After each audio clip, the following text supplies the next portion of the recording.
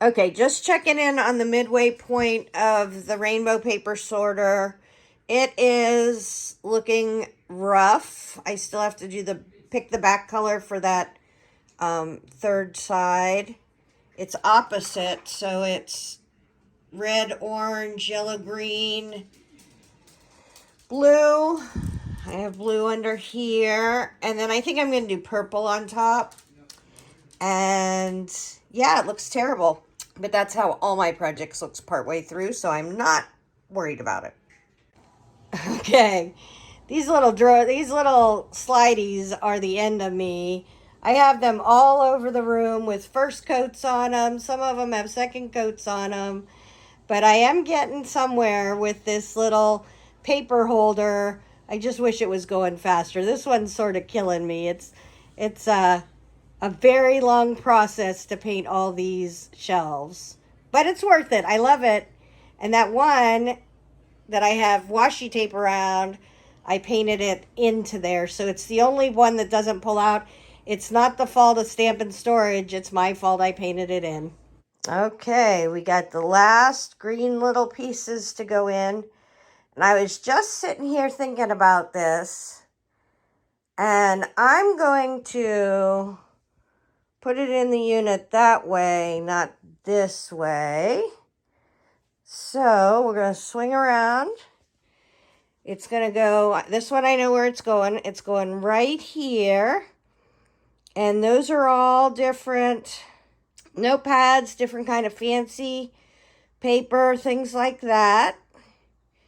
And then I also have all this paper over here that I made. So I'm hoping that I can take two different, and that's on a scrapbook.com paper rack. And I'm hoping I can take two different holes of paper and fit it into one Kallax unit. I'm going to go do that and I'll be back.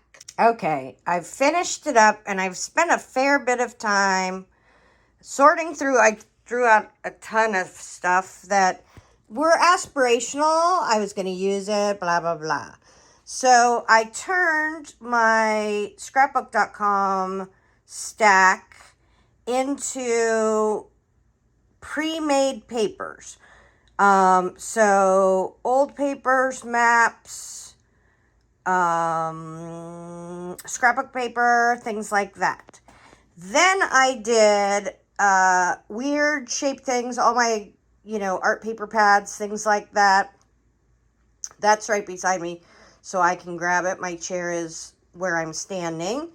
And then I started filling this up, and I will give you a tip. So these guys are just papers. I have lots of papers, but I also bought this, and for like collage sheets to corral them, to put this was amazing, to put my doilies in, and then on the other side I have all the ones that are done. That's awesome.